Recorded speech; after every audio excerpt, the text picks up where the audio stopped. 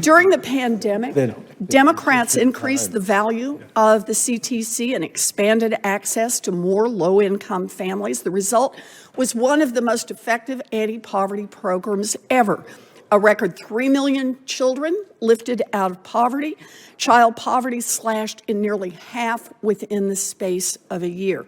But congressional Republicans continue to insist on what they call work requirements for the CTC and other critical programs. I call these unworkable requirements. This is an old trick of using a maze of red tape to deny families the help they need while not actually promoting employment.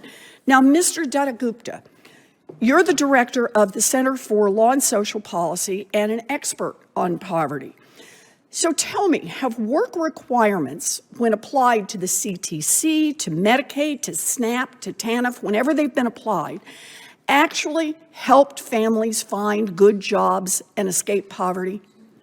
No.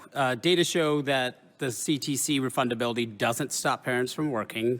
I just want to remind folks it's completely different than the old pre-TANF AFDC program. It does not phase out dollar for dollar at some point. You do not have less access to health coverage after a year as you did then. So look, the main effect here of work requirements is to make it harder for people to access benefits.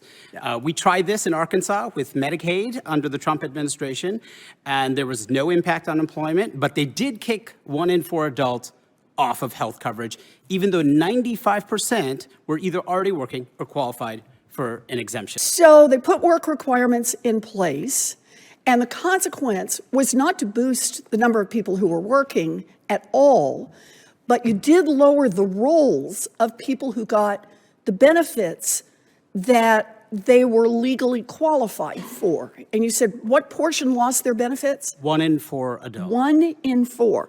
So all of this red tape has not helped people find work, but it has cost millions of people the help that they need and wasted the time of millions more.